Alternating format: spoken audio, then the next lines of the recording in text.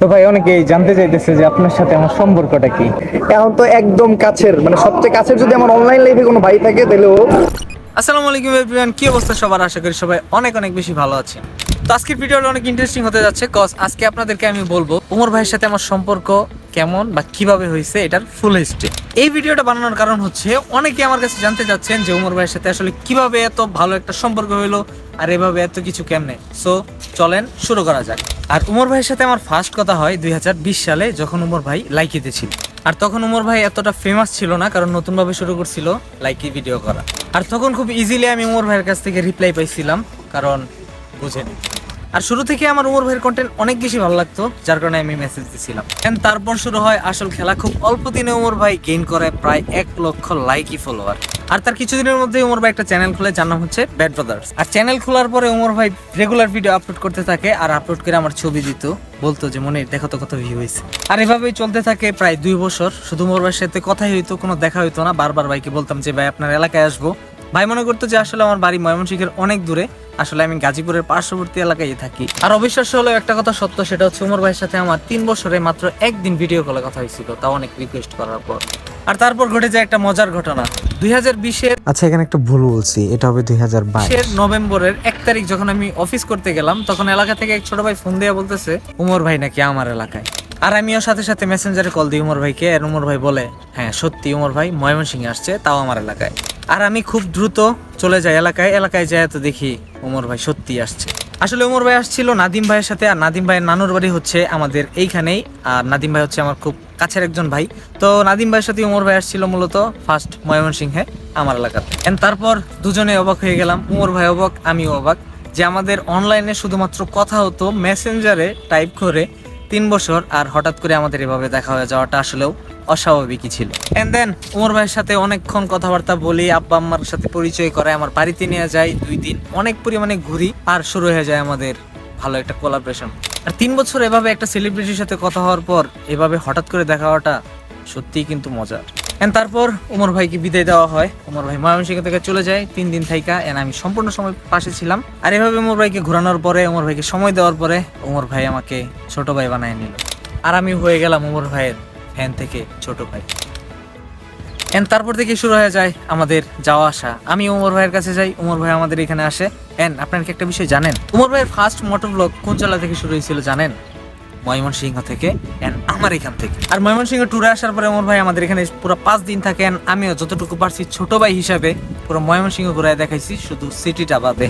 আর Mymensingh tour শেষে আমি আর উমর ভাই মনির ভাইয়ের সাথে ছিল, সবাই মিলে যাই কিশোরগঞ্জে, কিশোরগঞ্জের ট্যুরটাও একসাথে দিই। আর এভাবেই একটা ভালো সম্পর্ক তৈরি হয় উমর ভাইয়ের সাথে, ঘোরাফেরা একসাথে, থাকা খাওয়া সবকিছু মিলায়া। আরেকটা বিষয়, আমি যে অনলাইনে আসছি, আমি কিন্তু অনলাইন বুঝতামই না, একমাত্র উমর ভাইয়ের সাথে থাইকাই সবকিছু বুঝতে পারছি। আমিও উমর ভাইরে দেখা অনলাইনে আসছি। বলতে গেলে উমর ভাই হচ্ছে আমার অনলাইনের গুরু। এভাবে চলতে চলতে একদিন উমর ভাইকে বললাম যে ভাই আপনার ফানি ভিডিও তো আমি থাকতে চাই। আর উমর ভাই না করলো না, সরাসরি বললো যে কালকে আমাদের শুট আছে, তুমি সকালবেলায় চলে আসো। আর তারপর আমি আর দেরি করলাম না, সোজা সকালবেলা চলে গেলাম উমর ভাইয়ের শুটে। আমরা দুইজন যেই শুটটা নিছি ভাই, পুরো ট্রেন্ডিং কাঁপায় দিছে। চলেন দেখে আসি। এই কই যাও? গুরু ভাষণ দিতে আছে, গুরুর কাছে যাও যাবো না। আরে আইতে দাও রে, হইতে পারে আমাকেই কোনো ফ্যান ফলোয়ার ছবি তুলতে আইছে। আইতে দাও, নাও ছবি তুললে তাড়াতাড়ি ছবি তুলো, আমরা আবার ইম্পর্টেন্ট কাজ করতেছি। তোর মতো টুকায় লোকে ছবি উঠাবো কেটা? তুই যে রেস্টুরেন্টে সভা করতেছস, সেই রেস্টুরেন্টটাই তো আমার। আর তুই যে রেস্টুরেন্টে সভা করতেছস, একবার কি অনুমতি নিছস? ভাই ভুল হয়ে গেছে। আব্বা কইতে আপনারা মারেন না, ও ভাই মারেন না, ও ভাই 2 দিন আগে আমার পিটাইছে ভাই, ওইবার তাই এমন তাই না, আপনি আবার জুতা দিয়ে মারতেছেন ভাই, মারেন না। সবচেয়ে ইন্টারেস্টিং বিষয় হচ্ছে উমর ভাই শুধু আমার ফ্যামিলির সাথে না, আমার যত আত্মীয় স্বজন আছে সবার সাথেই উমর ভাইয়ের খুব ভালো একটা পরিচয় আছে। সবার বাড়িতে উমর ভাইকে নিয়ে গেছি, বেড়াইছি, ঘুরছি ফিরছি। আর রিসেন্টলি কিন্তু উমর ভাইয়ের সাথে আমার ফুফাতো ভাইয়ের বিয়েটাও খাইছি। চলেন ওইখানে একটা ক্লিপ দেখে আসি।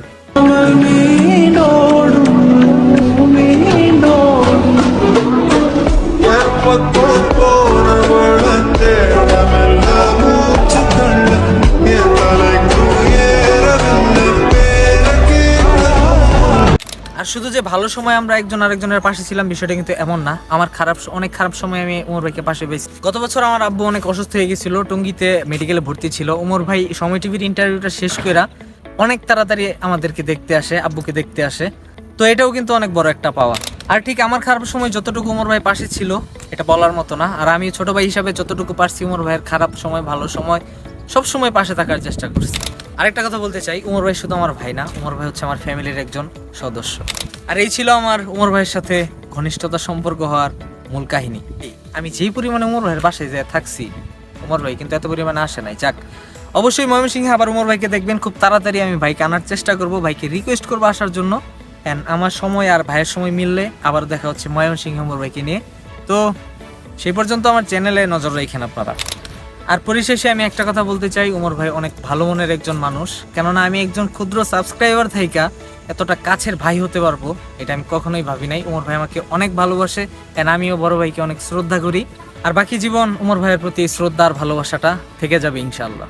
আর এই ছোট্ট কাহিনীটা হয়তো খুব অল্প সময়ে বলে ফেললাম, কিন্তু এর মধ্যে সময় গেছে কিন্তু 5টা বছর।